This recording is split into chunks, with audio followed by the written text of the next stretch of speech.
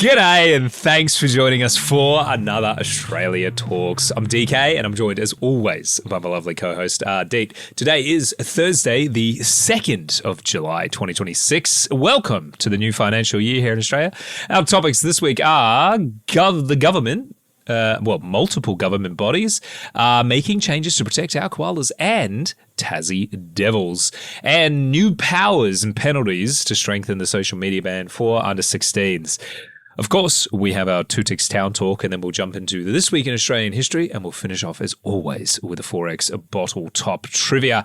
But before we get into all of that, we need a favour from you all. If you enjoy the show, the best thing you can do to help us out is share it with a friend. We'd also be grateful for a review as well, as this helps us grow the podcast and helps keep us making the show that you love. So, with that said, let's catch up with the last week. Ardeet, hello. How has your week been going? Hello, DK. It's a balmy 10.3 degrees here at the moment. I had a job that I had to do outside in the courtyard, and it was 10.3 and it was raining, but it was one of those ones I thought, if I don't do this, because I've got my sister and niece, her daughter, coming down for a visit this weekend, and I had a couple of things I wanted to do, and I thought, I know tomorrow I've got stuff on. I thought if I don't get this, I'll be so disappointed. I thought, I'll just live with it, have a shower. But yeah, by the time I got in the shower, I thought, very nice to be under the hot water. But yeah, it's good to get a bit of rain though, which is good, and good to have it on the weather station. Something had happened with one of the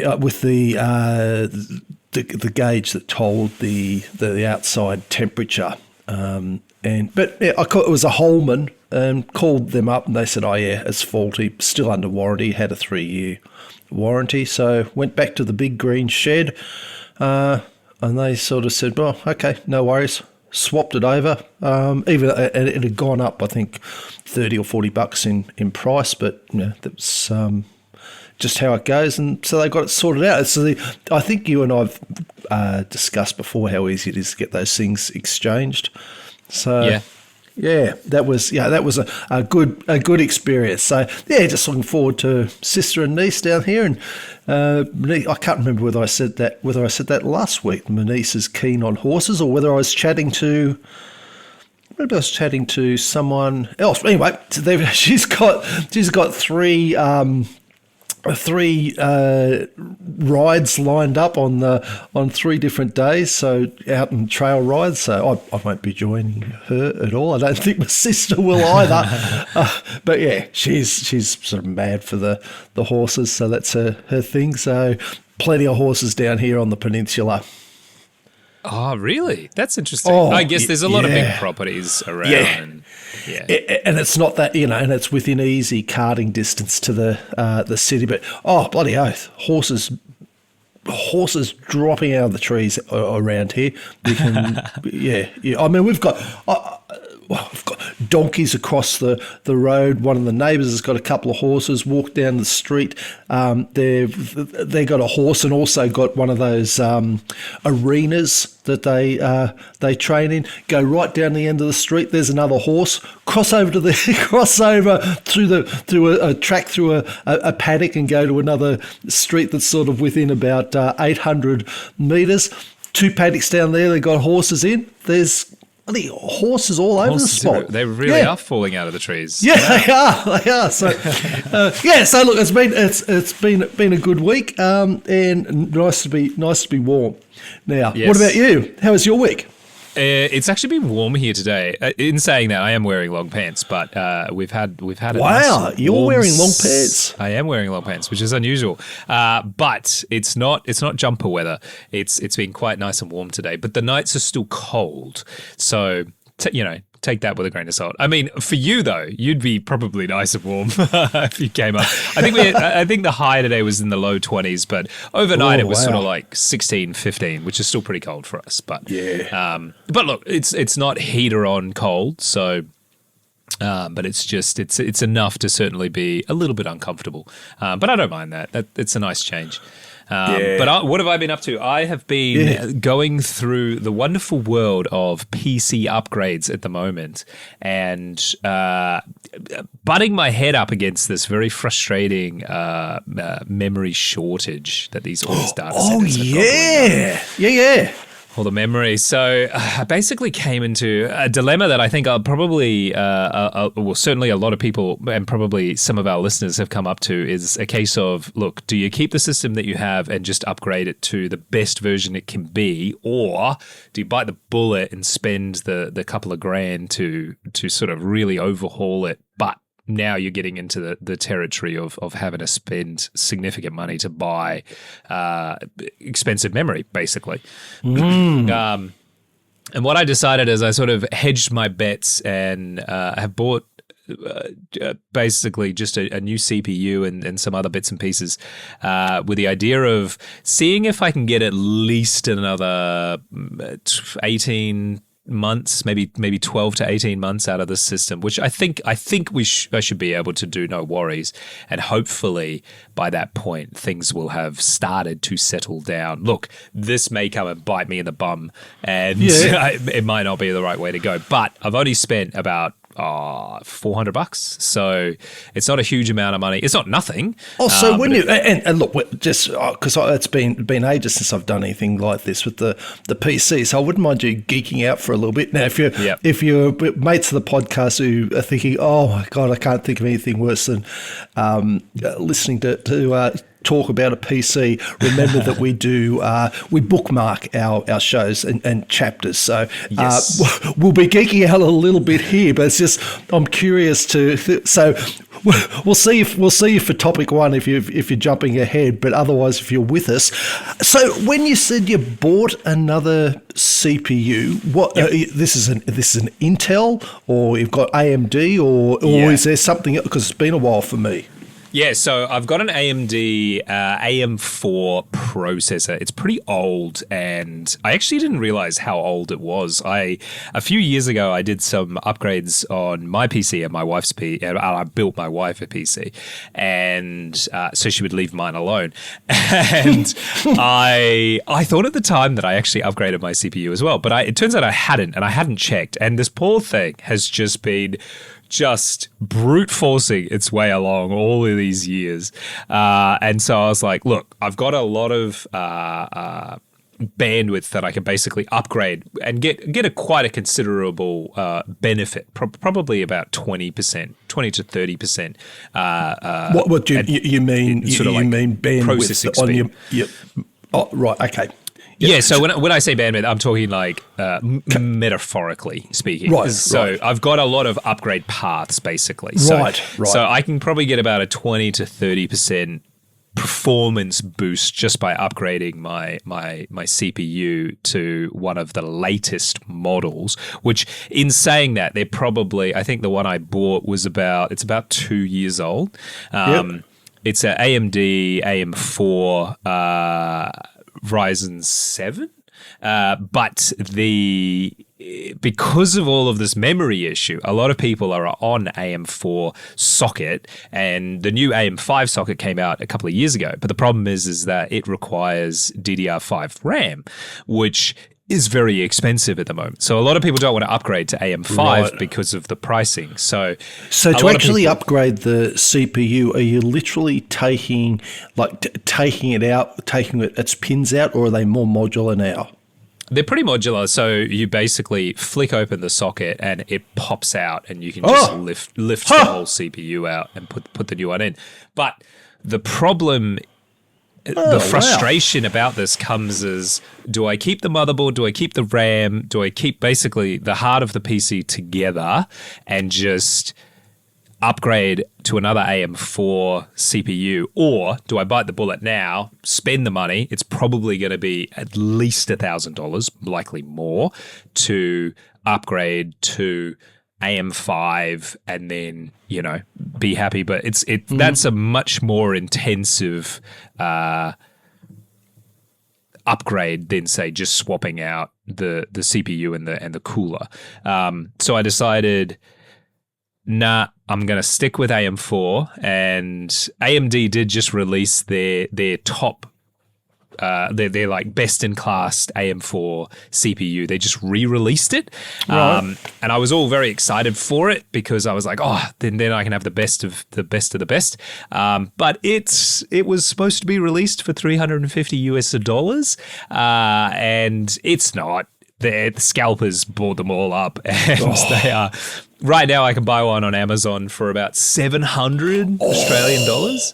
Wow. Which is a lot. So anyway, the one I bought, which is a little bit worse, but not a huge amount worse. We're talking like 10% difference in processing power. That cost me $320 or something like that. So okay, well, that's a big difference. Yeah, under half basically. So I've got that, and I splurged and bought a new closed circuit water cooling system for the CPU as well, because the one I have is getting a little bit long in the tooth, and it's probably time to retire because they only sort of last about 5 years, which is coming up to that anyway. How does that attach to the CPU? It has there's normally a copper plate that sits directly, which you put a bit of thermal paste on, that sits directly on the CPU, and then that. There has a pump and everything that sits on top of it. So is it like how's it braced against the CPU? Is it something that's like in a slot somewhere so that it's got some sort of pressure, or is it just a case of you just rest it on top and that's good enough? No, it's got I think on this one it's got a clip, and then there's like a thumb screw that you tighten it down with. So it's making good solid connection. And it's not going to fall off or anything like that. So, and you kept your graphics card and your existing RAM, or did you upgrade the whole lot? No, I've just kept all of that because they're pretty good. I did upgrade those a couple of years ago, and then just didn't upgrade the CPU. So my poor little CPU has just been struggling all these years. I've asked so much of it, and it's never done me wrong so far. So it's definitely earned a retirement. And I don't know what I'll do with it. I've got a box of PC parts. I never throw anything away, and I never really sell anything either. So it'll just go in the box with everything else. And then what I might do is when I do, at some point, upgrade the rest of this, I might get the couple of pieces that I need, like a new case and stuff like that. And basically, the PC that I'm currently using, I might build into another case, and so then I'll give that to my kids can play some games on that, because they don't need sort of the latest and greatest and stuff to play some games and stuff. So that'll be good, but that'll be my justification for upgrading. Oh, that's it. That's interesting. It's been a long time since I've only opened up a PC and done anything like that. That's why I was sort of curious to get an idea of what the process is that you went through. Yeah, look, it is fun and games. I haven't done it now in a couple of years, but it's fun. Things keep changing. I think it's easier now than ever in a lot of ways, but you sort of do have to keep your finger on the pulse of things. Otherwise, you might end up buying the wrong components or whatever. So, but there are lots of guides online. Look, if you've never done it, if you're listening to this and you're interested, but you've never really dipped your toes into this world, it is quite easy. Most of it's plug and play. You don't need to get a soldering iron out or anything like that anymore, generally speaking. And I think it's pretty cool. There's lots and lots and lots of information online about damn near every way you want to go about it. There's a million Reddit threads, and before you make any decisions, you can go and ask people and this, that, and the other thing. So I really think, of all the times to get involved in the sort of PC enthusiast space, if you want to call it that, now is the perfect time. Well, not right now. Probably 5 years ago would have been better before the memory crunch. Wow. But hopefully that'll. Do you know what? I'm for once in my life, I'm sort of pro-China, coming sweeping in with their massive manufacturing, and please, Xi Jinping, start manufacturing RAM for all of us. Yes, so DK can upgrade his PC. That's it. Well, to put it in perspective, the RAM kit I think I have in this PC currently, I think it cost me about $90 or something like that. It was, which was not cheap like for RAM back then. The same kit today is about $300. Yeah, it's just gone berserk. Absolutely berserk. Yeah. You know, you used to be able to get cheap RAM kits for like $30 or $40. Like that's basically just doesn't really happen anymore. So, yeah, high performance RAM is just getting slurped up by the data centers like all of our water. But that's a whole different thing. So, Thanks for going into a bit of detail on that. that's all right. All right, let's move on. Governments, plural, are making changes to protect our koalas and our Tassie Devils. Speaking of Tassie Devils, who doesn't love the little fellas? Feral cats, that's who. They hate them. Thankfully, though, the volunteers from the West Tamar Land Care have partnered with the Tasmanian government, environmental agencies and local community groups and volunteers and an experienced trapper to develop a program to trap feral cats across 6,500 hectares of Tassie bushland and farmland. The program targeted a colony of cats that live primarily away from people. We generally just call these feral cats. For the past few years, traps were set over 4 weeks from late autumn to early winter in remote locations and were checked daily because they didn't always catch cats. But the traps on farms and crown reserves and national parks basically were catching a lot more than just feral cats. Primarily native wildlife that were also attracted to the chicken and sardine baits inside the cages. And look, I'm sure more than one person might have gone, sardines. Yeah. That'd be funny. The West Tamar Landcare Chair, Peter Voller, admitted bycatch was an unavoidable problem.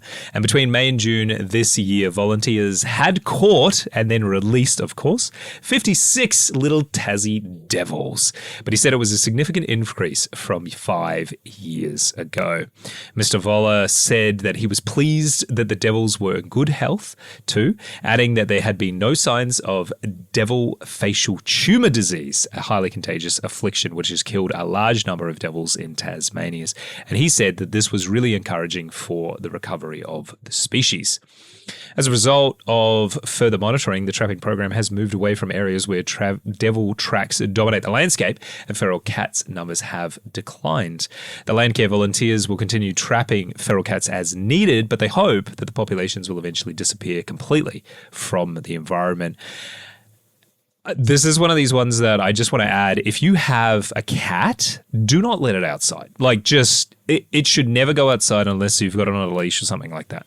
Period. It shouldn't go outside. It is the single most destructive thing you can do even in a suburban environment for the native wildlife around you, other than like burning tires or something in your backyard.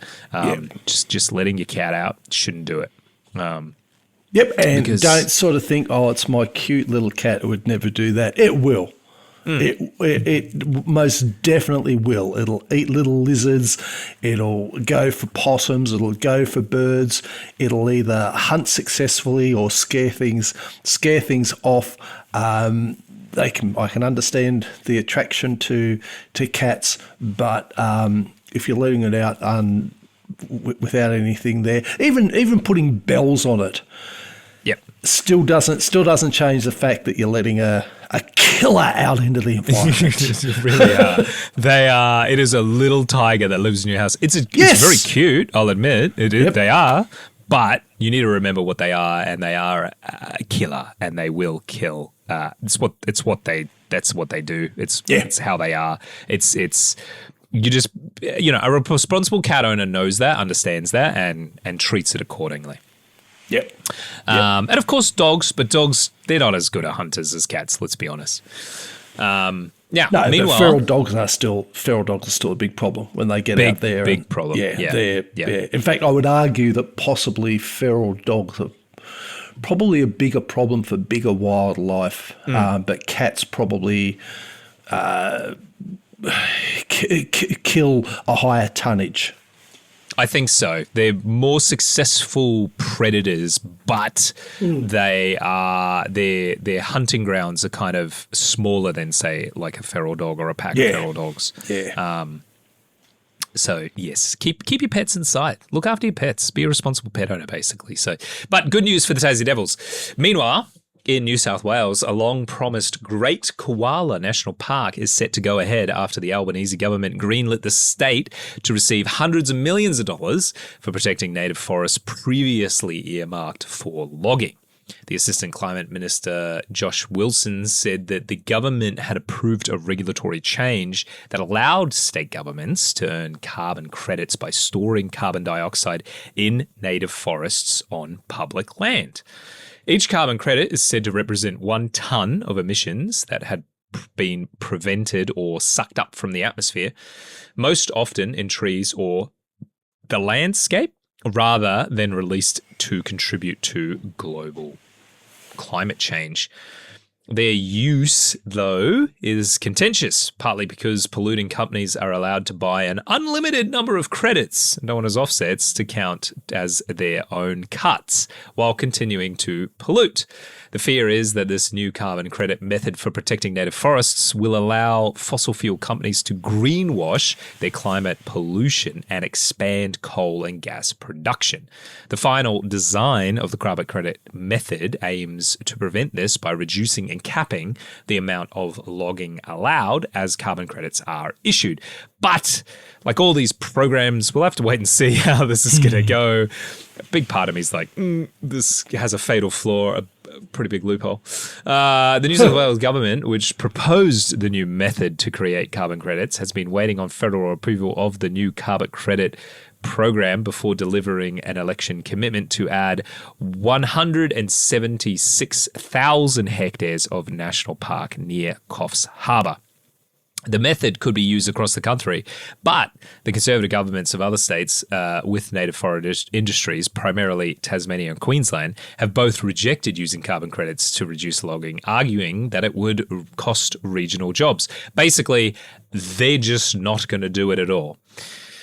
The Wilderness Society opposed the change, arguing that it would allow big emitters to continue polluting and called for native forests to be protected without offsetting.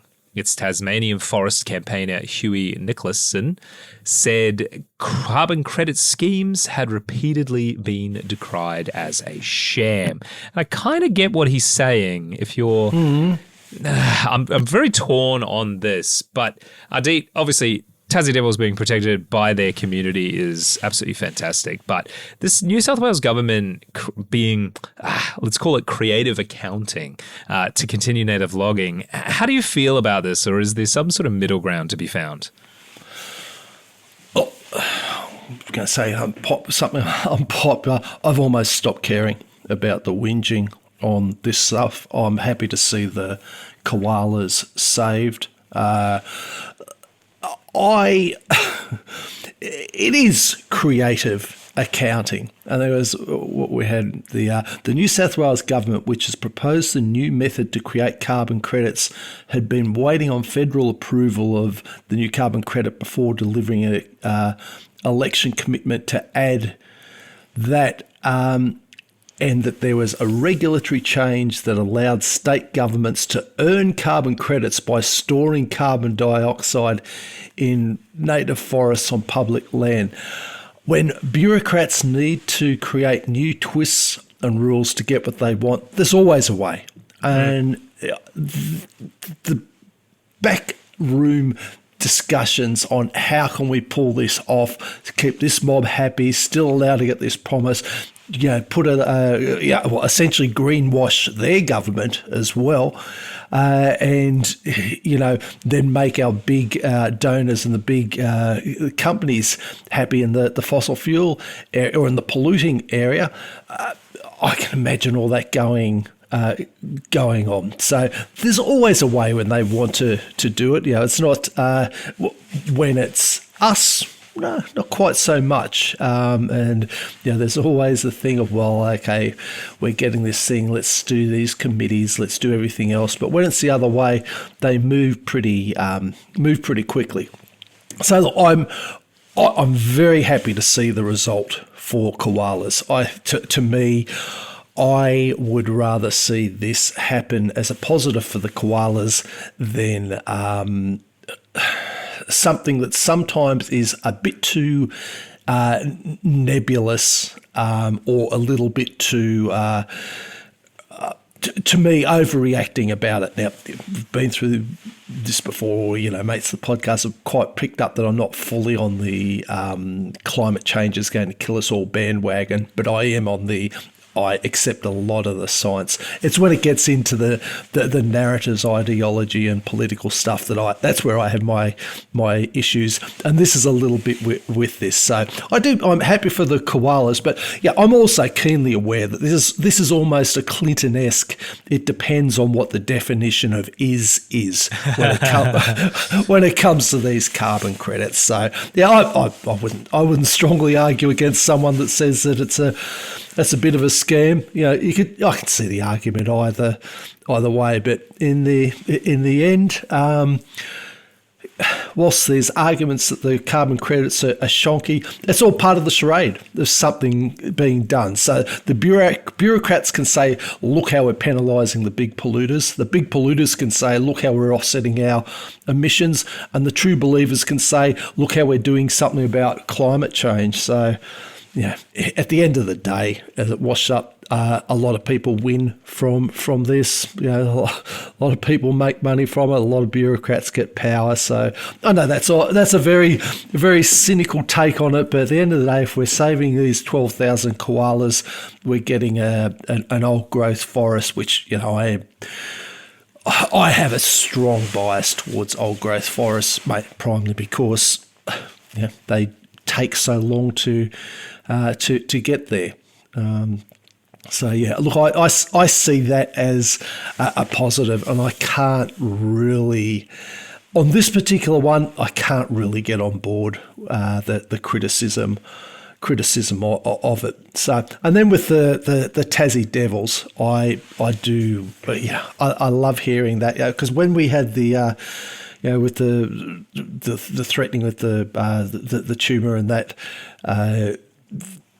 you sort of thought, oh God, don't tell me we're going to have an issue with the Tassie Devils and they're going to go downhill. So we're glad to see that they're sort of coming back a bit from that and getting the numbers up, because that's the type of thing that, I love the idea of that being in the landscape.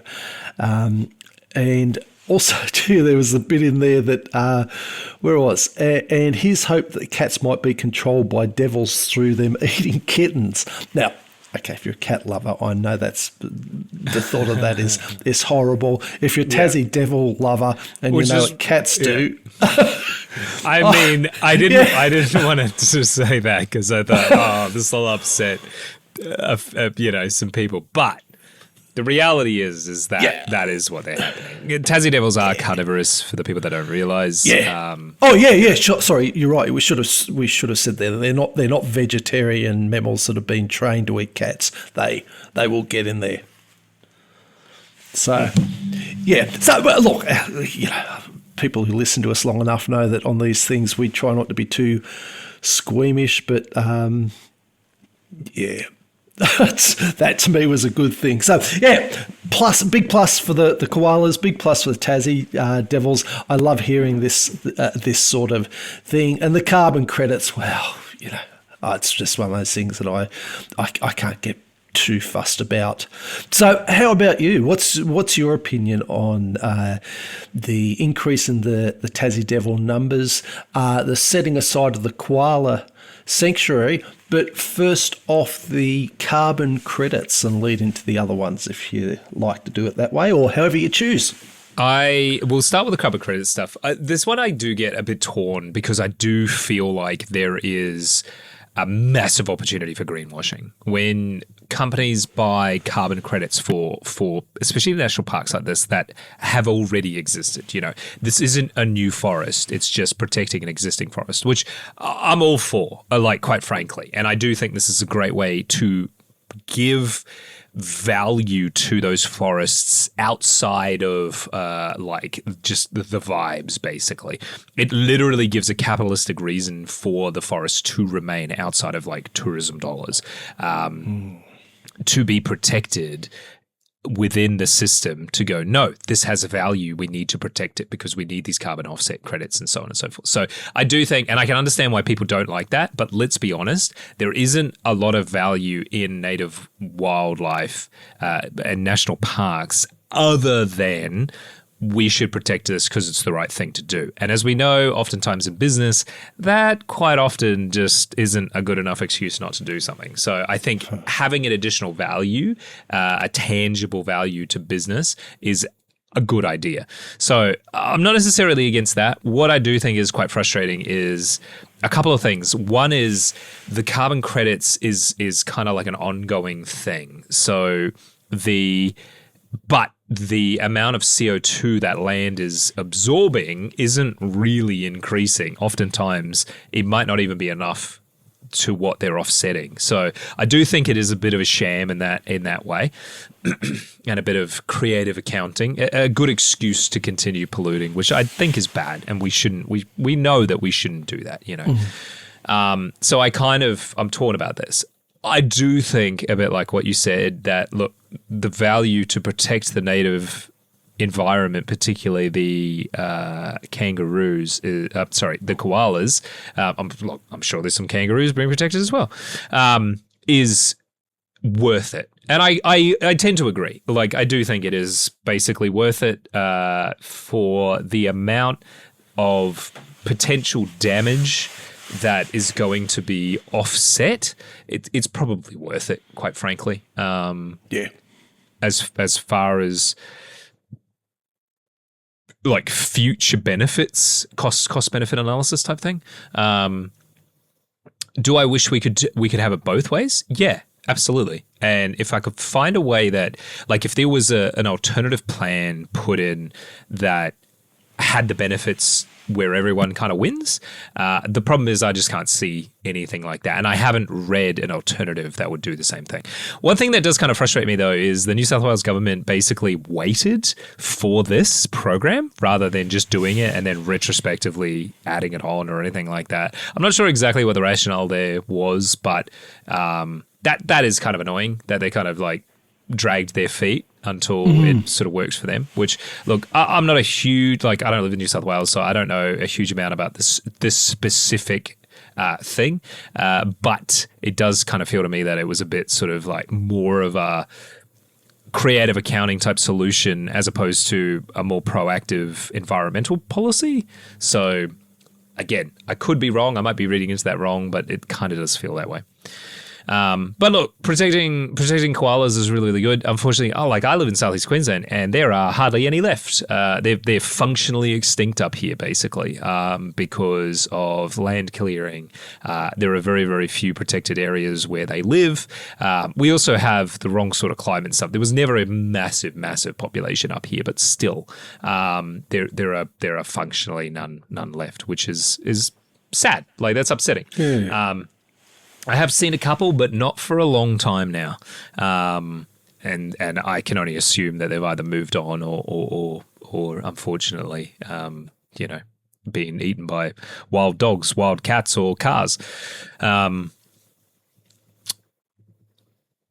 The Tassie Devil thing is fantastic. Getting the local community out, local volunteers involved, particularly to protect native wildlife, I think is a fantastic thing to do, because it gives people, like, there's obviously a social aspect to it, but it also gives people like a value in their community and brings them closer. They care. We know people will protect things they care about, and if you are, if you've got an incentive to protect the native wildlife in your area and you're taking an interest in it, then you are going to go out of your way to protect it. And I think that's awesome. So I love seeing stories like that. And look, there's not a huge, like, Tassie devils are endangered, mostly because of the facial tumor disease, which is pretty horrible.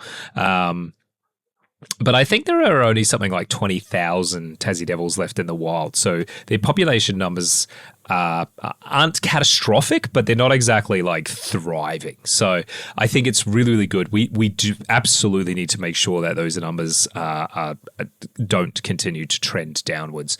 And obviously, getting on the feral cats, which has been decimating their population over the last few years, is a massive one. And it's incredible to see the bounce back. And there are treatment plans and things like that for the facial tumor disease, and there are programs all about that as well. So I think it would be a real shame to lose another iconic Tasmanian, sort of unique Tasmanian species like we did with the Tasmanian tiger, which I do think the loss of that looms still over Tasmanians. And so I think the benefit of losing that species is that now Tasmanians are more protective of what they've got left, I hope. It was a big, what will they call it, charismatic mega fauna. Yeah, it's something that you could point to it. You had that little bit of footage of their last one, just sort of in a cage, and that sort of that thing of sort of, that was the very last one in the world. It was emblematic of that impact of humanity. Yeah, and I think it should be. Like, if we learn anything from our history, it should be things like that. Like, hey, we need to manage the land better. We can't just be going out and doing this sort of stuff. We obviously need to, like, I'm pro-human first, but there needs to be a balance. And I think if we can learn anything from our past is let's just go and kill everything is not a good way to control the environment, because it often has very unintended consequences. And as a result, we can end up with more problems. So for our international listeners that don't know, or even our Aussie listeners that don't know, the Tasmanian tiger, the thylacine, was, for lack of a better term, a bit like a dog-sized, kind of a dog-like mammal, and it was mostly killed for it being similar to a wild dog attacking livestock and people and stuff like that. So it was a bit of a nuisance, and so it was taken out. And I could definitely see the Tassie Devils going the same sort of way. And I know wombats have had a similar problem where they're on people's properties, they're in farmland, and they can be a pest. And I'm sure there are plenty of farmers in Tasmania that don't like Tassie Devils because they do attack their livestock and stuff like that. So, and they are a problem. Of course, they are protected, but we need but we can't just be going out there and shooting them all just because we're losing a few sheep. There's a balance that we have to find. And I think I'm hoping that the Tassie Devil, we're finding that balance now, but we need to protect it too. We don't want its numbers out of control, but we also need its numbers to come back up because it's pretty bloody low. So look, there are mainland sanctuaries as well where they are. They're not just in the Tasmanian bush. And there are some sanctuaries in Tasmania and stuff as well. But it's also good to have a proper wild population out there as well, rather than just having them as captive populations, because that can get weird after quite a few generations, and you got all the inbreeding and things like that. So having that wild population is really, really important. So yeah, look, I think it's kind of positive all around, though I'm pretty skeptical about the carbon offset type stuff. But look, if it's going to protect, how much did I say? 167,000 hectares of national park, like, that's fine. I'll take that if that's what we have to do to protect it, quite frankly. Yeah, I feel the same way. All right, let's move on. It's now time for our Two Ticks Town Talk. I've been everywhere, man. I've been everywhere, man. Across the desert, fair man. I've breathed the mountain air, man. I've traveled, I've had my share, man. I've been everywhere. All right, this week's Two Ticks Town Talk, we're going to head south, all the way down to the great state of Tasmania. We're actually going right to the bottom of Tasmania. not too far from Hobart, on the Tasman Peninsula, we find the quiet seaside town of Salem Bay.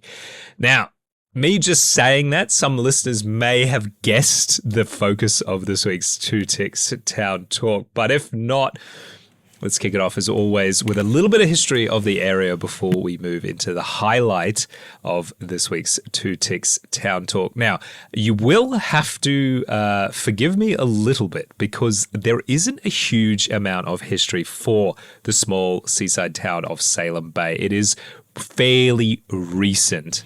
And as a result, we'll kind of focus a bit more on the broader area. Which will become apparent. Of the witches. Yeah, exactly.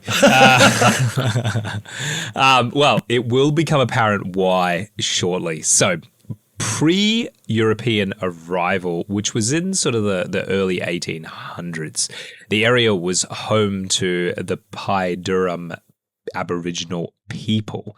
And by the late 1820s, the first of the European settlers moved to the area with a 300-acre farm claimed by Joseph Gillibrand at Sloping, Maine, which is a town about 20 k's from the current town of Salem Bay. And that was the first European settlement, basically, established. And of course, when that happens, there was friction between the local peoples and the European settlers in the broader region as well. Of course. Of course. Of course. Unfortunately, I couldn't find too much history without diving into a more of a broader Tasmanian sort of history. But the Pi Durham people on the Tasman Peninsula, basically there was no recorded evidence of them left from about 1830 onwards. So you can use your imagination as to what happened.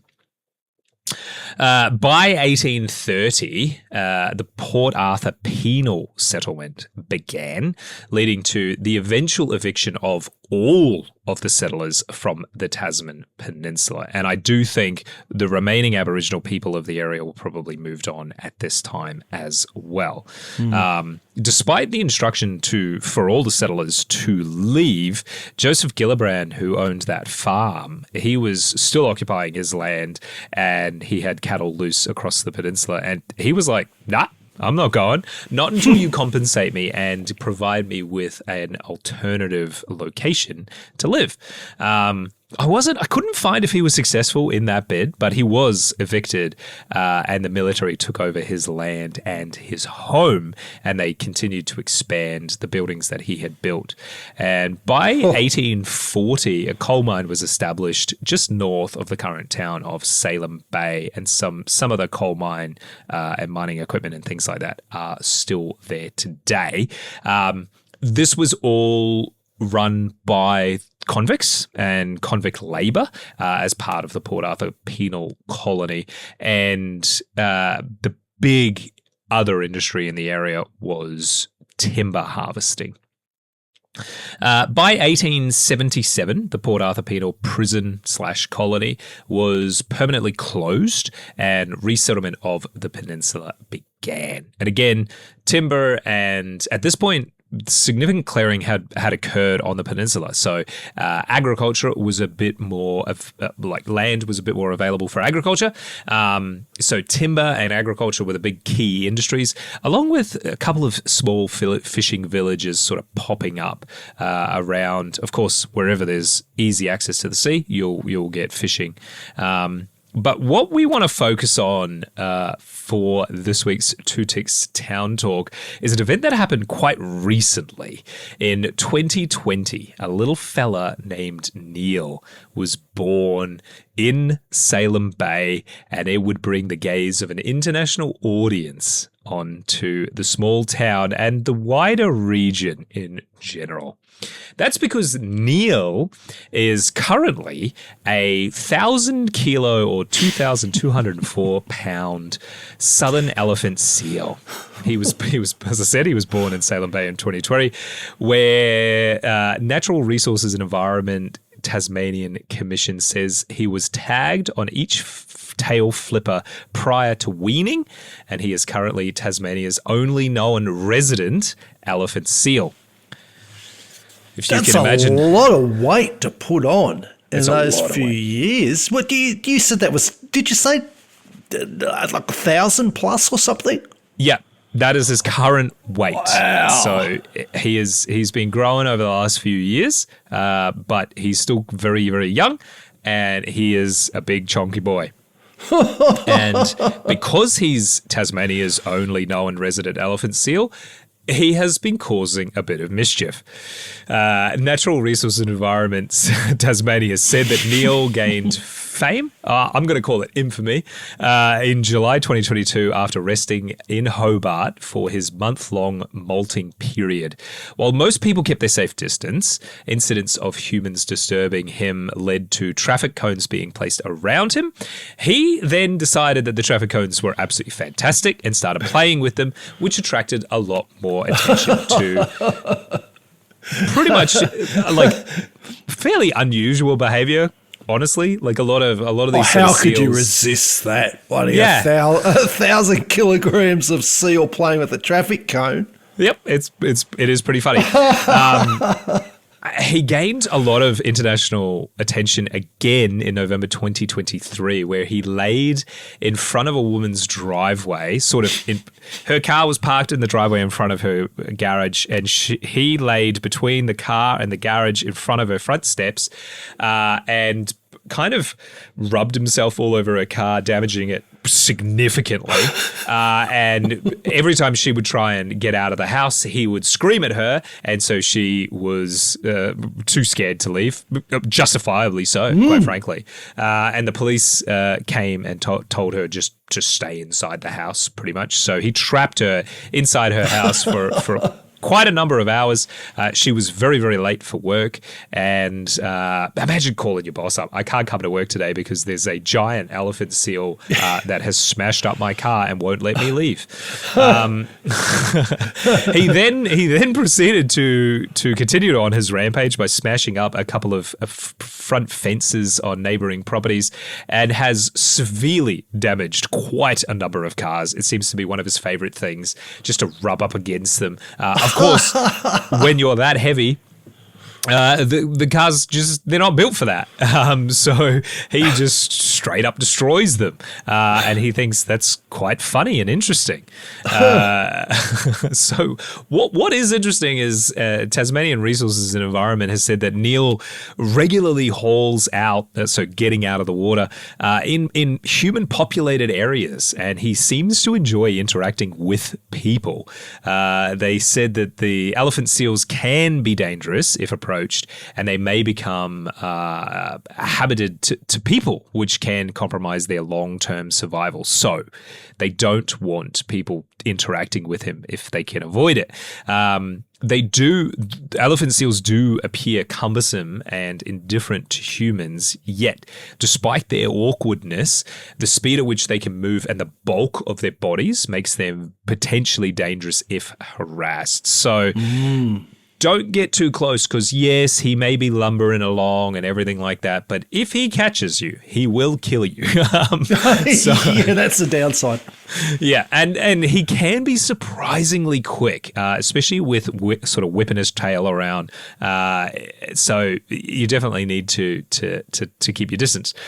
Neil has become very popular on social media for his appearances on land, and all around the world, there have been news articles written about them. I've seen them in various different languages, from America to the UK, obviously Australia, New Zealand. The full Anglosphere has a number. Even the New York Times, Time magazine. Like he is very, very famous.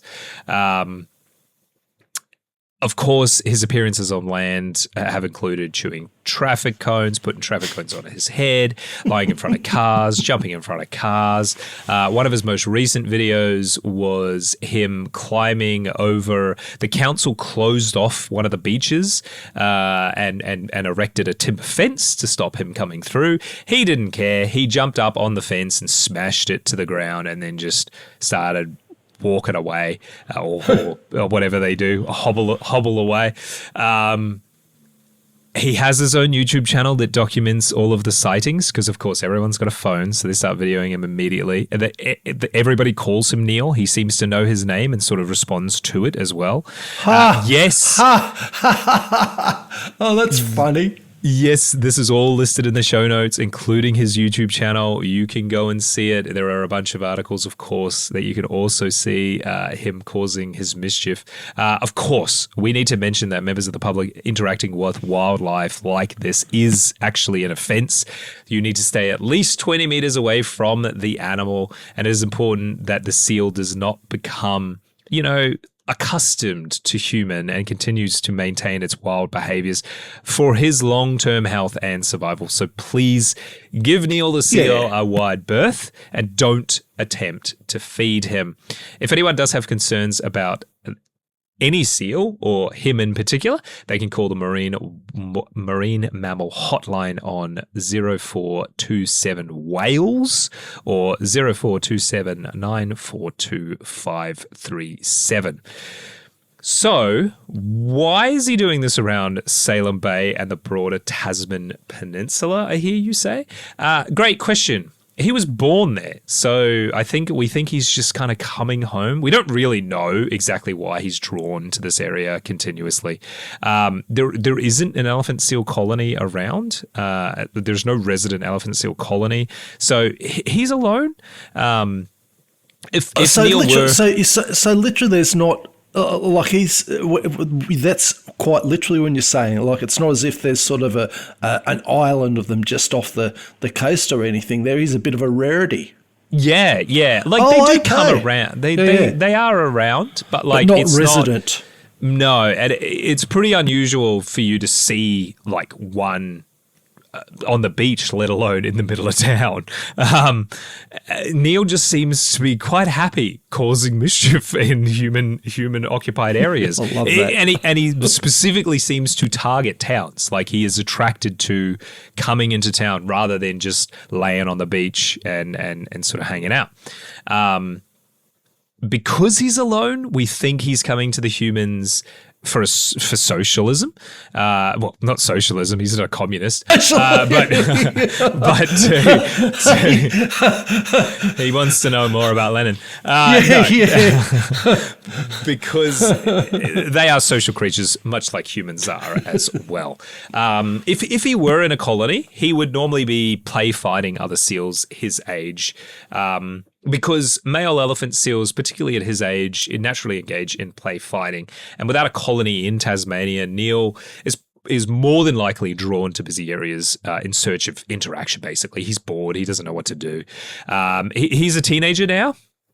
And as a result, he is a bit more aggressive. He is significantly bigger than he has been in the past as well. And so I cannot stress this enough. Please do keep away from him. Keep your distance. Keep your wits about him as well, because he is a wild animal. He is a wild animal, and when he opens his mouth, you trust me, you do not want those teeth anywhere near you.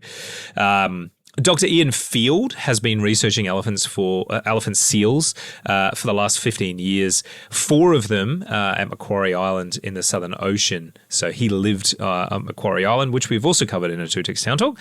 And there's a large colony there. And Dr. Field said that juvenile and sub-adult elephant seals like Neil can be aggressive. He specifically said, quote, "They're teenage boys. They're getting bigger. They want to earn the right to reproduce. And to do that, they need to hone their skills of fighting and interacting. If you do have an interaction with them, you want to move them, then you really need to make yourself seem bigger than they are. You need to have some sort of dominance in terms of stature, in terms of noise, or in terms of something that he can feel so that you are proving to him that you are the dominant one and he needs to move along." End quote. So whilst, again, we don't encourage any member of the public, including our listeners, especially our listeners, to engage in any interaction with Neil or any other southern elephant seals, it is good to know what to do in a situation which may arise. If Neil traps you in a corner, rise up. Trying to blow up a balloon to make sense. Oh, God. Oh, damn. And Neil's lumbering along. You can see him getting closer and closer. You're trying to blow out this balloon. He is quite a character, and if you don't know who Neil the Seal is, I would strongly recommend go and have a look at the show notes. Go and have a look at some of the resources I've left for you. Otherwise, just Google Neil the Seal. He has his own Wikipedia page and everything. He is quite famous, and he was born in this week's Two Ticks Town Talk town of Salem Bay. If you head to southern Tasmania, go and have a look, particularly because it is just around the corner from the Port Arthur penal colony, which a lot of people do go to. It is quite a big touristy area. And who knows, you might end up meeting one of your favorite, our favorite and the internet's favorite seals. Just be sure to keep your distance. No close-up selfies or anything like that. One, you might get quite seriously in trouble, and two, he might bite your head off. So, yeah. Oh, that's fun. Oh, that was a good one. That was fun to hear about Neil the Seal. Absolute bloody menace, Neil the Seal. Oh, enjoyed that. All right, let's move on. The federal government has unveiled new powers with penalties to strengthen social media ban for the under 16-year-olds. Australia's world-leading social media ban for young people will be beefed up under new laws proposed by the federal government. Australia is the first country, of course, to ban social media for children, but since December, popular social media platforms including TikTok, Facebook, YouTube, and Snapchat have been legally required to take reasonable steps to prevent under 16s from signing up, or keeping an account. But Prime Minister Anthony Albanese said he believed the big tech companies were not doing enough to comply with the law. More than 80% of under 16s in Australia said that they were still using social media 3 months after the legislation banning them came into the force, and the government wants to change that. Under the plan changes, maximum penalties for companies that fail to prevent under 16s from accessing their platform will double from $49.5 million to $99 million. Ha! The E-Safety Commissioner... That'll show them.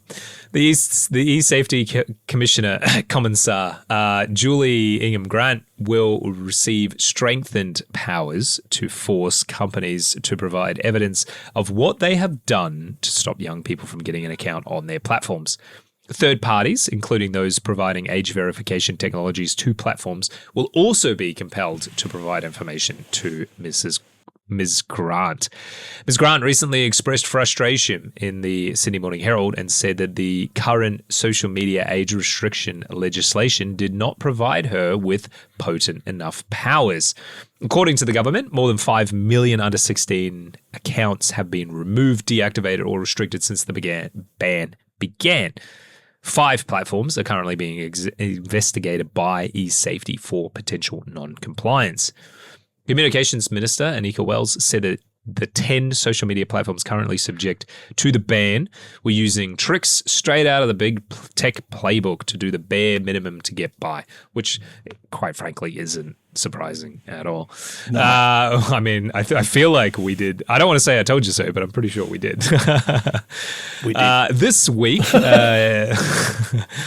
This week, a University of Newcastle study published in the British Medical Journal, British Medical Journal, found Australia's age restrictions had limited early impact. This paper is linked in the show notes if you do want to read it.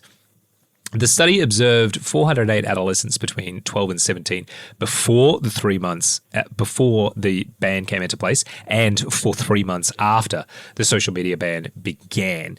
And the researchers found that more than 85% of that cohort under 16s continued to use the restricted social media platforms, and around 2/3 encountered age verification measures. Lead investigator Courtney Barnes said in a statement, quote, "The most common form of age verification was self-declaration. And there was also clear evidence of circumvention, for example, using fake accounts or accounts belonging to family or friends." Though the study did recognize that following the start of Australia's social media restrictions for children, an international momentum for similar reform had been building. And this month, the United Kingdom unveiled plans for its own social media ban for under 16s, and several others across the world are seeking to implement age restrictions on social media for children, including the US, which is actually quite surprising. So, Ardeet, as we've said, this wouldn't be the end of this legislation. Sometimes I hate being right, but how do you feel about this? Is this just going to be whack-a-mole from now on, or is this going to make any difference? Yeah, well, predictable. The tightening of the ratchet begins, never looser, it's always tighter. And of course they're wanting to give themselves more power and more ability to take more money. It's interesting how quickly they can act when something that matters to them is on the line, as we discussed in the first topic. But it's if it's important to the average citizen, then, as I said, there's inquiries and meaningless debate and foot dragging. I think so on this one too. There's a lot of ego riding on this ban working. It's one of those things that I suppose reputations have been staked on it. They've got a lot of I suppose kudos and praise from some of the people out there who like this stuff, so that, they'd be feeling good about that, and it's a good thing to signal with. So if it's not working, I can imagine a lot of people taking this as a personal affront. The fact that it's exactly. The fact that it's gaining international momentum, one ties into that and also underscores just the danger of this. And I'll take to steel man them for a little bit. The intention I can well and truly understand. The impact on young brain. I mean, the impact on everyone's brain, but the impact particularly on young impressionable brains, I can understand some action wanting to be taken on that side. I can also understand that if you're making these laws and they're not getting adhered to, why you would then want to bring out a bigger stick, and you can't be seen to be being weak. So, I'm not completely unaware of what they might need to be doing and why they might be doing it. It just so happens that I don't agree with it. And when I hear Miss Inman Grant, the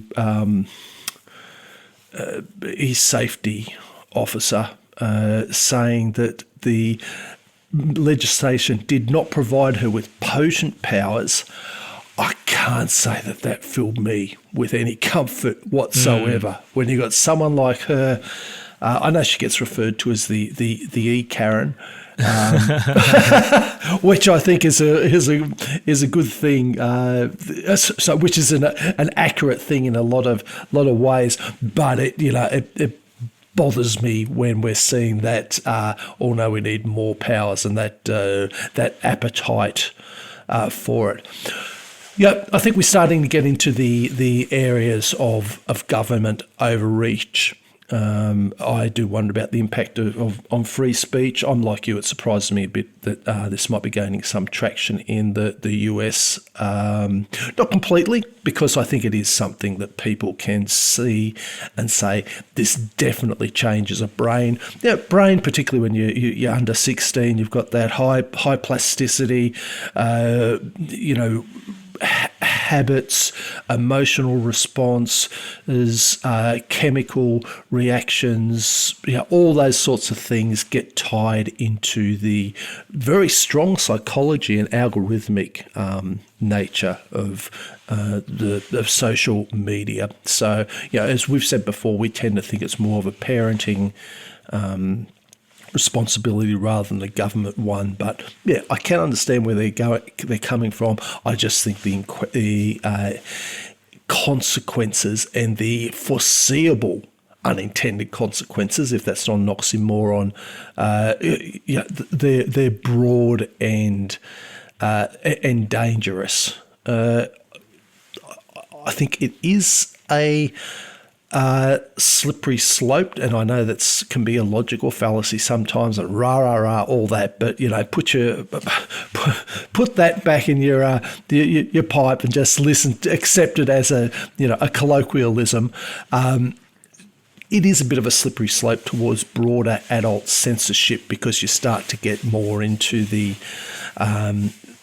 insertion of government laws into the internet, requiring things like identifications, requiring verifications of different sorts. And once you have that camel's nose under the tent, you've let in a big beast. So no matter how well intended, it's a dangerous thing to be, and a dangerous thing to have. And the fact that it's got bipartisan support, really, that's a big time to worry when you've got both sides of government telling us this is a good idea. That's probably the time you should be most concerned about what's happening. So, look, for me, DK, it's nothing good about it. Whilst I can understand a bit on their side, I think you essentially chalk it up to a bit of a failure, some impact, and it provides a framework where parents or guardians can use the explanation for the kids. Look, it's a rule, so I'm going to be following what's required legally, and beyond that, I don't think it is really much more the government's business. So what do you think about it? Do the extra search for powers concern you at all? And can you see their side? I guess I can see both sides. And the frustrating thing about this process is that they've just left it too long, quite frankly. You know, trying to put Pandora's box, close that beast up is borderline impossible.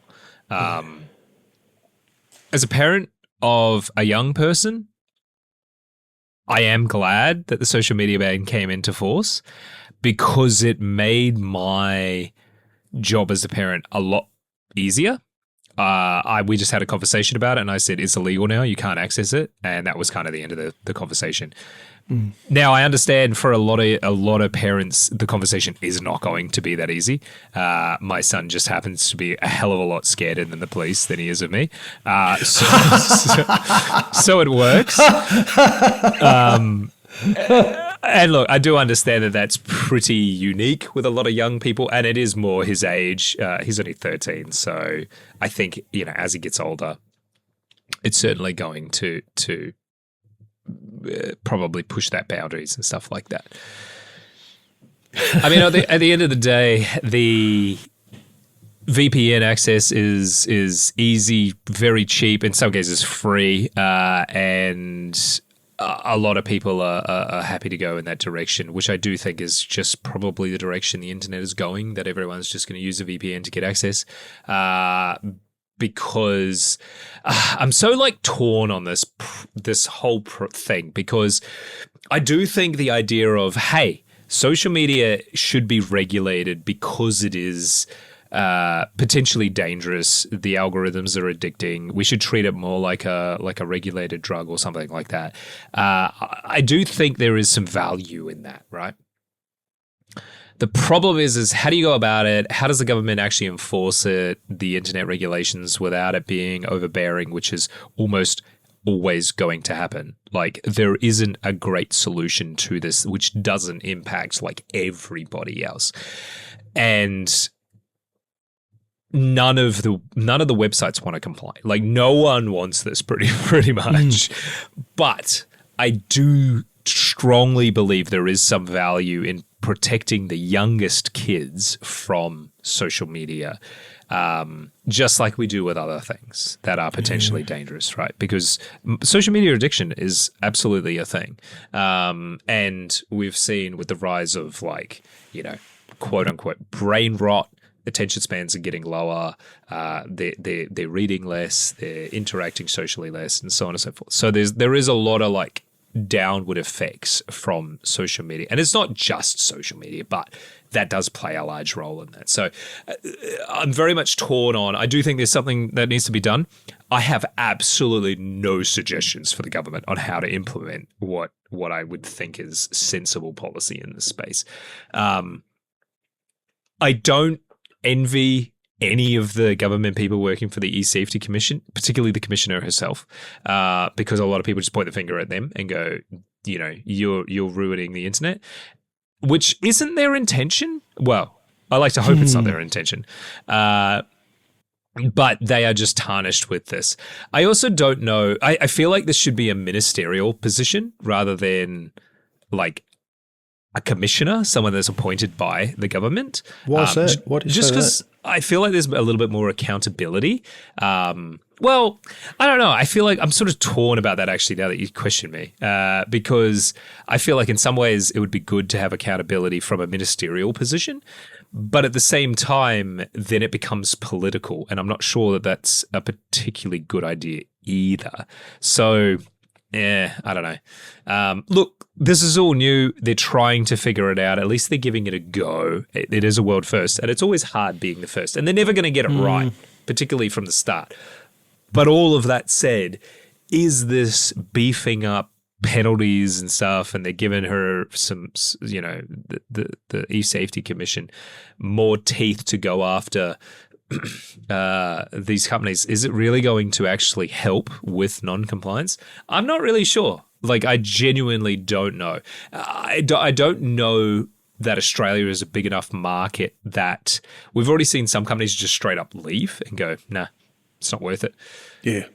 But it's setting a precedent that others are watching and they are looking towards it. And there is a lot of legislation that's being penned now or may have only just recently been introduced around the world that is very similar and has basically copied Australia's blueprint. So I think there's some value in that as well. But I don't know. This story, this idea, I'm very torn about. I can't say that I have strong emotions either way. Or I do have strong emotions either way, but they kind of counter each other out. And I think it's because it does affect me personally with young people. If I was older, my kids were older, or if I didn't have any children, I think it would frustrate me a hell of a lot more than it actually does, because I would be impacted and wouldn't see the benefit, basically. And so I wouldn't have that, or potentially wouldn't have that sort of touchstone to see the evidence of, oh no, actually this program might actually have some good in it and that kind of stuff, if you know what I mean. So yeah. So I definitely understand where a lot of people that are over 16 that are impacted by it, in their opinion, any impact is negative, because before I could just do whatever I want, and now I have to sign up for things and show government ID and stuff like that, which isn't often, but it's often enough to be quite frustrating, So I can understand that. I get it from both sides, and that's where the conflict comes from. Basically, is there's a lot of young people that have been taken away, and actually, I guess. Sorry, let me finish that thought. There's a lot of young people that are quite frustrated because they had access to the stuff and it's now been taken away. And I think those people are those young people are the ones that are probably going to seek out the sort of getting around the circumvention is the word I'm looking for, of the verification measures, because they've had something taken off them. No one wants this stuff taken away from them. Good point.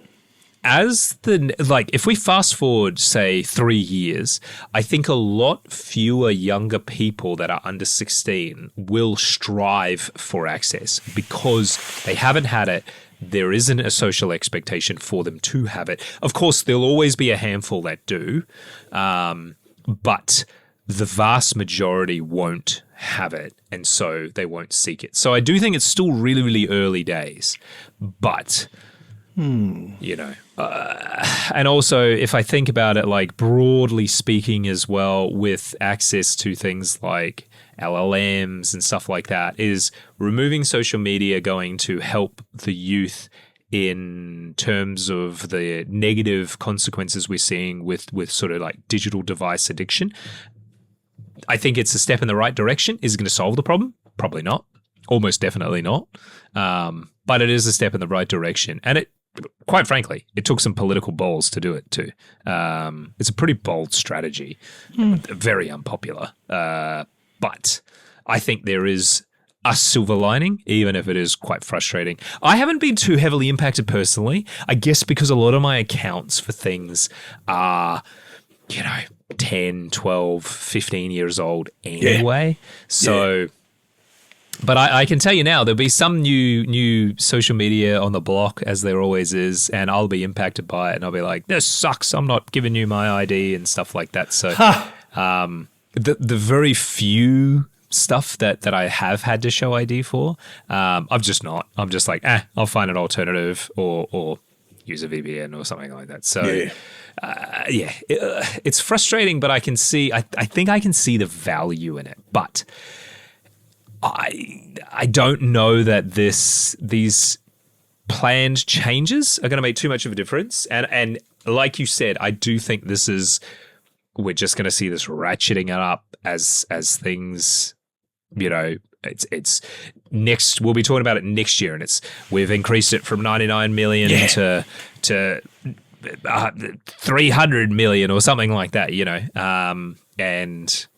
this is just going to become a tit for tat, an arms race basically and then I'm sure we'll see sneaky stuff like, especially if more countries do this, particularly the US, I can guarantee you will see some social media come up that's we've got around the things and you don't have to show ID and blah, blah, blah, blah, blah, It's just like any prohibited substances or whatever. Yeah, exactly right.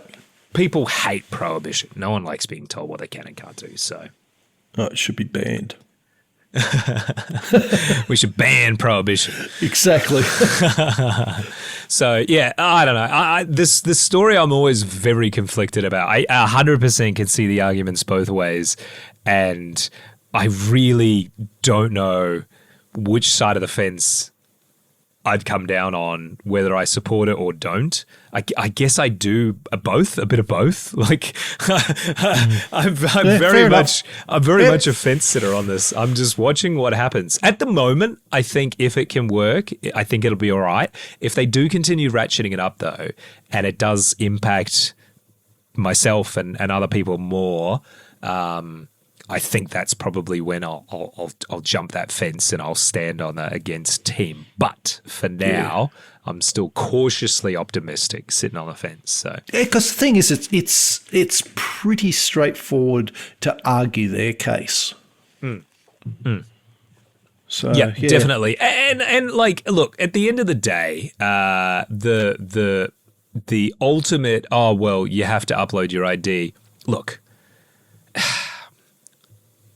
For most people, that's not that big of a deal. The concerns, I guess, are around privacy and stuff like that. And I know some of the third parties say we don't save it, we just verify it, and then we delete it off our server. And if that's genuinely what they do, the danger of a leak is pretty low, in theory.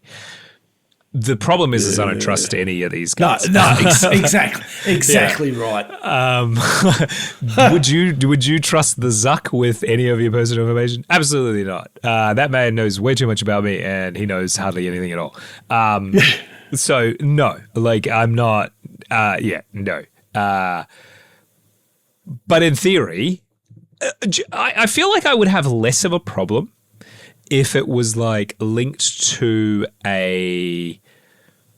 Like part of your MyGov had like a bloody, I don't know, like a barcode number or something like that. Well, I thought that was what they were experimenting with. I thought that was something that was going to be essentially your number or your like a pass key that verifies that you have been verified by the government. Yeah. I think they were talking about that, but I'm not sure where that's at. I haven't seen any of that stuff, so I could be wrong. It may be a thing. But if it is a thing, they're not advertising it particularly well. I think I would have less of a problem with that because the privacy issue is basically gone. And if you're sitting there going, well, the government doesn't need to know who I am. Dude, if you pay taxes, if you have a driver's license, the government knows like who you are anyway. So relax, right? I'm a military veteran. The government has my bloody DNA on file. Like they know everything about me, right? So, yeah, look, it doesn't mean I want to be given my details to all these third-party websites and these social media platforms. But I feel like if the government could give me a bloody barcode that I could go, yep, look, this they've said I'm cool, let me in. They're just like an ID card basically is, right? The problem is it gives so much information these days and that data is valuable. So, yeah. And if you could have it sort of like, I don't know, say maybe it's somewhere convenient, like sort of, tattooed on the forehead. Yeah. Just like, on the back nice of the neck. design that sort of looked like, like almost like 3 6s or something. And you had to have that to buy things. It would make life convenient. You could tattoo on your wrist, maybe like a number. And that way they can keep track of it. Like, look, there are solutions. History has come up with a few options for us that we could use. Look, I think the internet at the end of the day is just a very difficult it is the Wild West of today, and it's going to be incredibly hard to regulate regardless of which country tries to, because it's transnational. It is an international space, and it's cyberspace. Go surf the internet, and as a result, the nature of the beast makes it very, very difficult to regulate. So I don't think this will be. I think what will happen is over the next couple of years, we'll see more and more separate companies implement under 16s bans, and as a result, it'll just become like a default thing. And all the companies will figure it out, and it'll be like a thing, and they'll go, "Yep, cool," and there'll just be a new framework around it. That's my optimistic view, and you'll have your code or whatever it is, or you'll have to show your thing, and I'm sure they'll figure it out until there's a breach one day and everyone's totally screwed. But look, that's happened how many times now? Like 3, 4, 5, 6, 10? I don't even know. I can't even keep count anymore. So this year? Yeah, well, pretty much. Yeah. So in conclusion, we're all screwed, and there's nothing we can do to prevent it. So we're all doomed. Anyway, look, no one gets out alive. All right. All right. Speaking of history, let's move on. It's time for This Week in Australian History.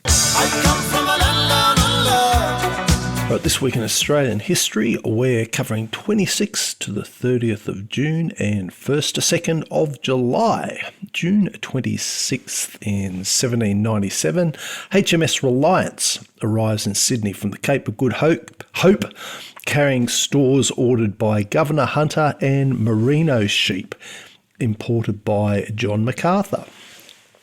1916, William Jackson was awarded the Victoria Cross for his actions in a raid near Armentières in France, and he became one of the youngest Australians to receive the VC for extraordinary bravery during a World War I trench raid.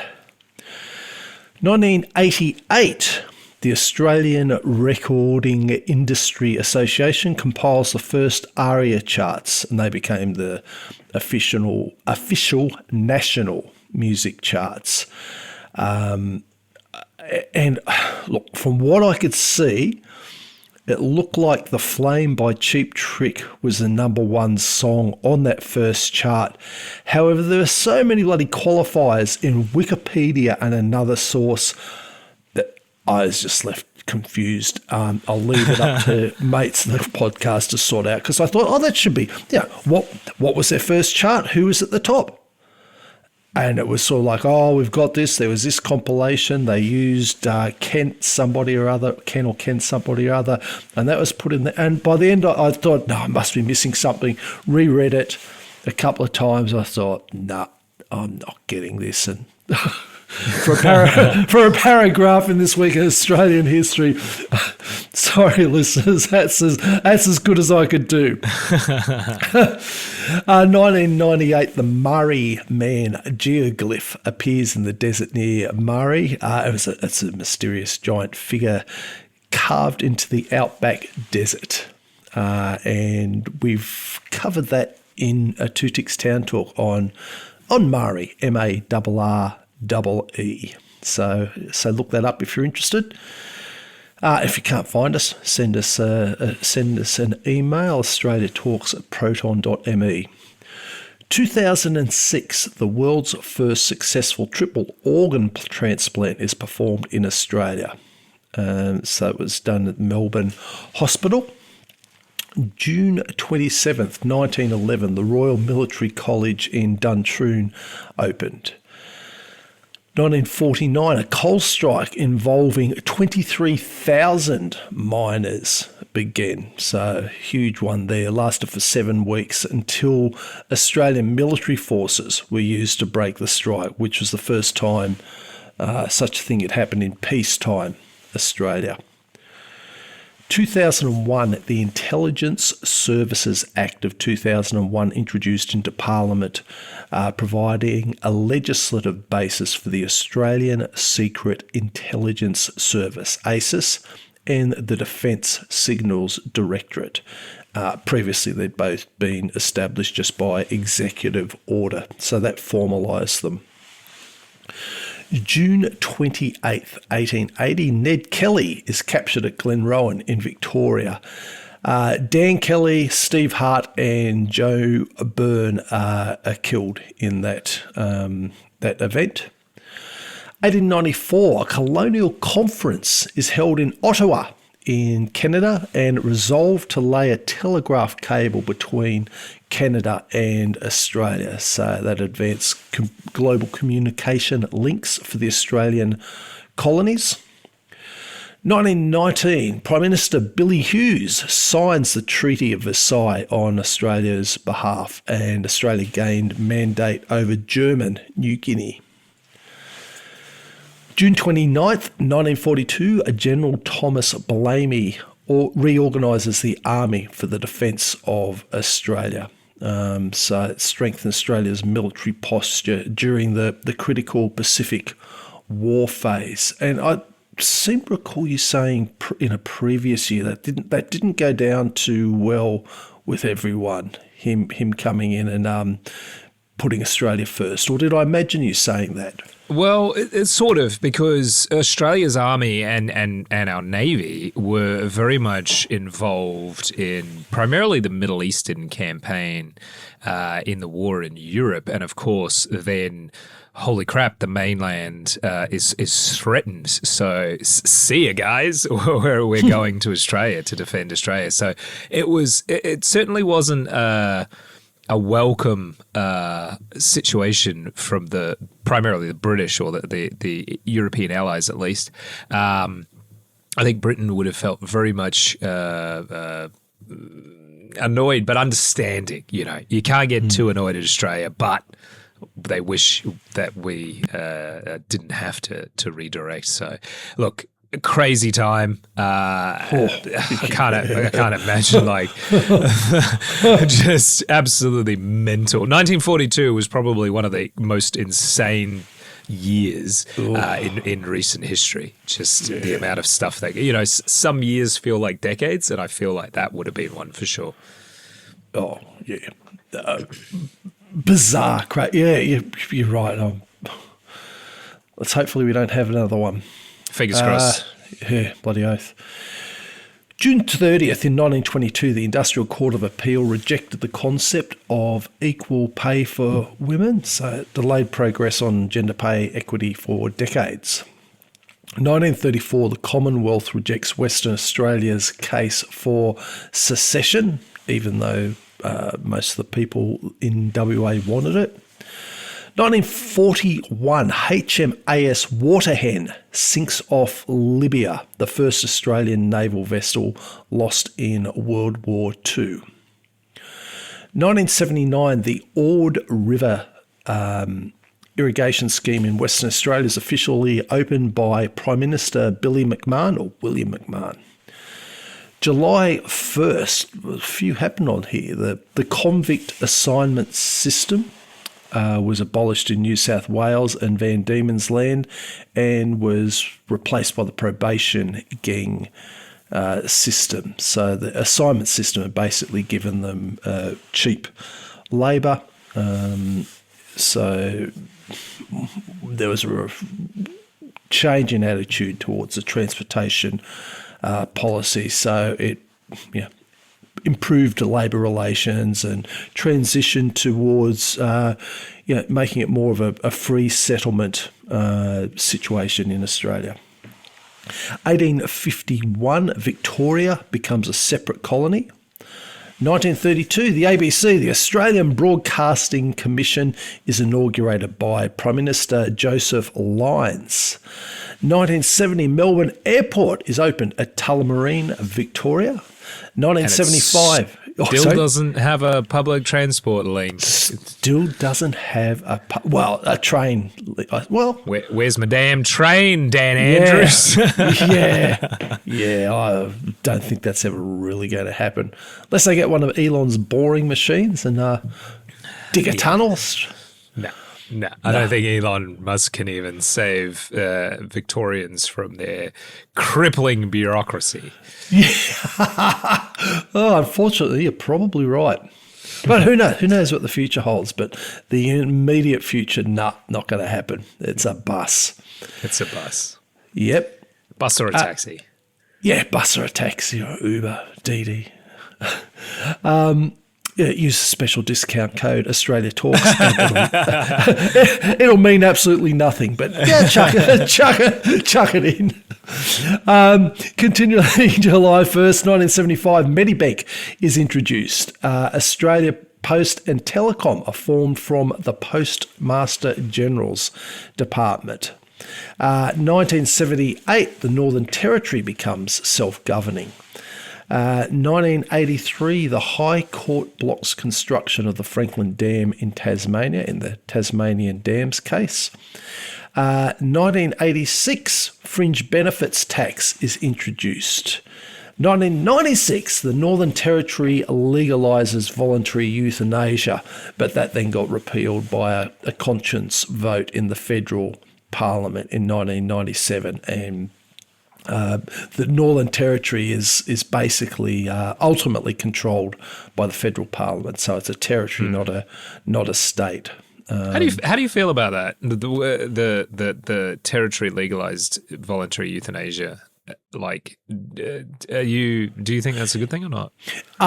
In principle, I support it. Yes, and I think the fact that they're citizens of that. Decided that they were going to go ahead with it, and that I think they were usurped by federal interests didn't really sit with me. What about you?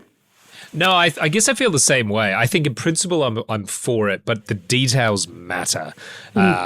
The fact the federal parliament repealed it is quite frustrating to me. I think now there's new legislation to bring it back. So look, 30 years later we might finally get it again. But yeah, I think they were a bit of ahead of the curve there with that idea.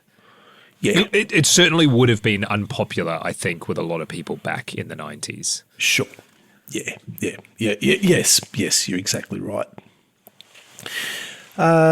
Continuing July 1st, I think July 1st might be one of the longest ones that we have. 1997, deregulation of the telecommunications market, which allowed the entry of competitors other than Telstra and Optus. And finally, on July 1st, 2000, 10% goods and services tax, the good old GST, is introduced for most goods and services. So, yeah. But not all, and it's kind of weird what things attract it, what things don't. Yeah. So rather than do it simple and visible and transparent, it's got complexity in there. So, yeah. Like all government things. It's exactly right, DK. Exactly what I was thinking. It's lots of exceptions and if, buts and maybes and yes. Bloody oath. Finally, July 2nd, 1858, which was the possible birth date of King O'Malley, who was one of the more colourful characters of the early federal period of Australian political history. He claimed to have been born in Canada, which would have made him a British subject, which then meant he was eligible for election in Australia. But it's believed he was actually born in Vermont. So look, each time I've read about him, I thought, I'd love to work out a way that we could squeeze in a bit of details about him, because he's an interesting character, and he was a flamboyant politician. I think flamboyant is being used quite correctly there. And he was known for his role in establishing the Commonwealth Bank, but he was also a fierce teetotaler. And he called grog stagger juice, and in 1911 he stagger juice. And in 1911 he persuaded his cabinet colleagues to ban the granting of liquor licenses in the Federal Capital Territory, the ACT. Oh wow! Yeah. So wherever he is, he can only listen on in absolute disgust as we crack a beer and stagger into this week's Forex bottle top quiz.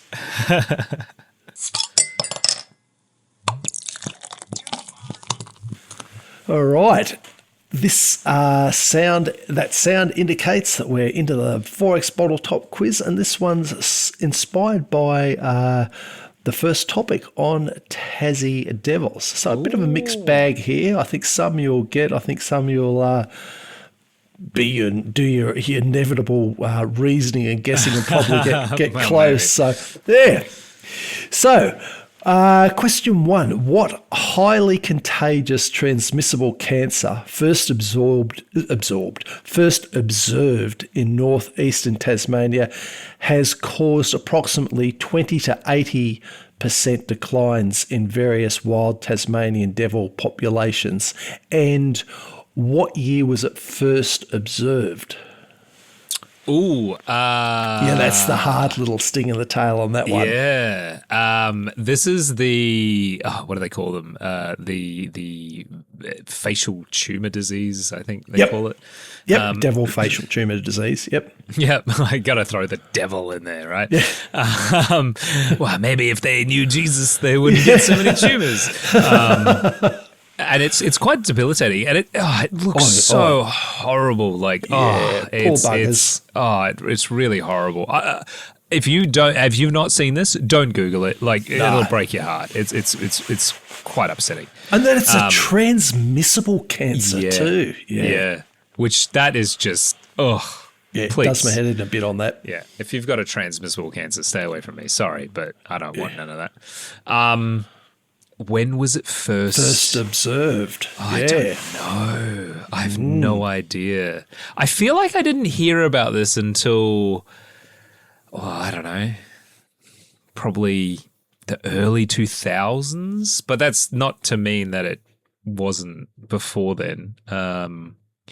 I feel like it became quite mainstream though, and you heard about it a lot more. So maybe like in the, I don't know. Queensland has a 20-year delay on everything. So I'll say the 1985 is when they first... your reasoning's not bad and your memory's pretty good. Mount William in northeastern Tasmania in 1996. So it's not really that long ago. So, yeah, that is pretty recent. Yeah, okay. Yeah, so you were right when you're thinking early 2000s, very, very soon after that. Yeah, wow. Horrible. Yeah. Tassie Devils are now confined to Tasmania. Approximately and you got a 500-year window here. Approximately how many years ago did they become extinct on the Australian mainland? And it roughly coincided with the extinction of the thylacine on the mainland too in some analyses. Now, the answer is I don't know. I would think, because I think they've been, well, I know they've been reintroduced, but like in sanctuaries, so it's not quite the same thing. No. And I think that's fairly recent because I know there was a lot of freaking out about the tumor disease that was running rampant, and I think it was like we'll get some healthy ones and start like a breeding colony type thing.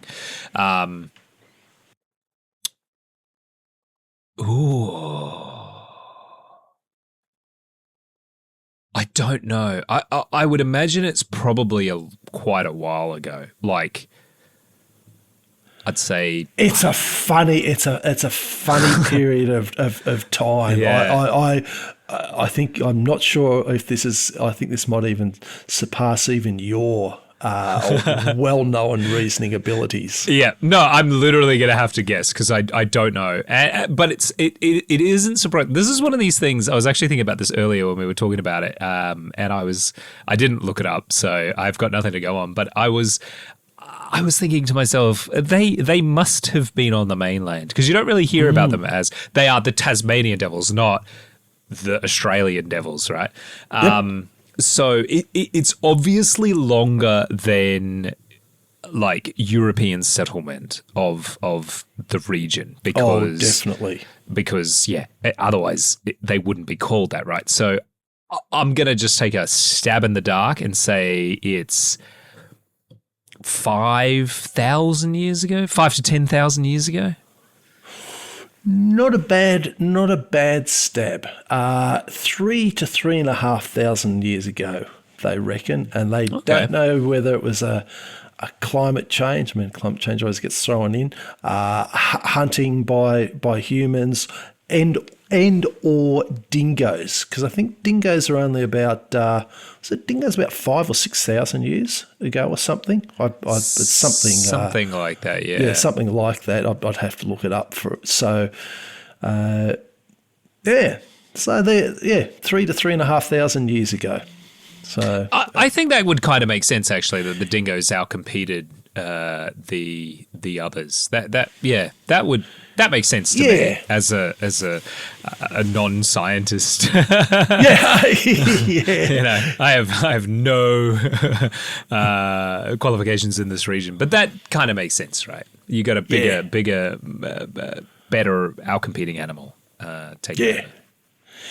And our last two-part question is approximately how many joeys, and that's what you call a little Tassie devil, because they're what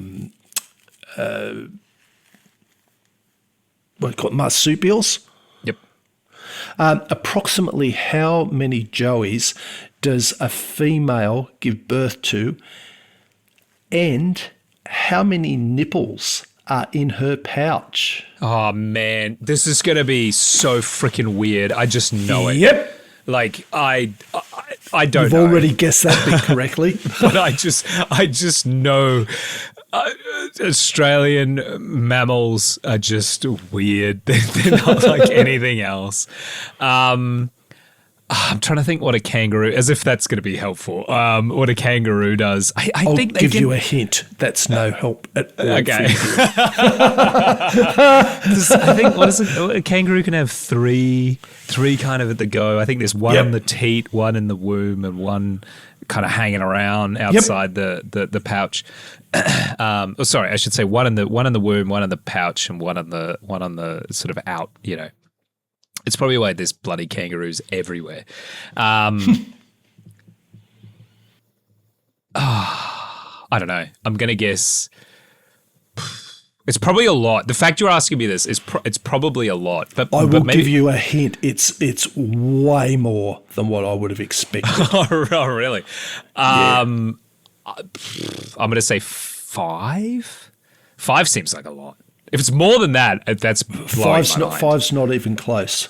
Are you kidding me? And they apparently I'm not sure what their lifespan is, but and I haven't noted it down here, but from memory, they said that they only have about 4 or 5 seasons where they can birth over their lifetime. But yeah, way more than 5.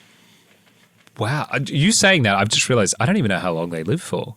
Like, I don't know. Neither do I. In fact, I should have. Don't know how long. But 4 or 5 seasons sounds possibly not super long. So if it's more than 5, is it 10? It's more than 10. Holy crap! Yeah. What? Yeah. How are we not drowning in Tassie Devils? That's incredible. I don't know. I'm just going to keep guessing. Is it 15? Bigger or smaller? More. Are you? No. You just put me out of my misery. How many is 20 this? 20 to 30 joeys. 20 to 30. What the hell? So now the big question is, how many nipples are in her pouch? I would assume. I'm actually going to say it's probably fewer. Because is this like a case of strongest survive type? Like just absolutely savage. So absolutely savage from the moment of birth. You're quite correct. I want to say they probably only have like maybe 5 nipples, 6 nipples. That would be a good guess.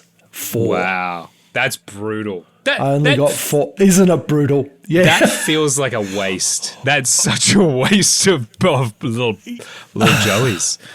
Wow. Look, nature, she does work these things out. So, who knows how the 4 winners have, kept the species going. So, wow. Yeah. You've got 20. Yeah. 20 and you only have 4 nipples. Yeah. All right. Fight your brothers and sisters to have a feed. That's brutal, man. Yeah. That holy crap. Holy wow. I said it was going to be weird. I didn't think it was going to be that weird. Wow. That's insane. Holy moly. There you go. There you go.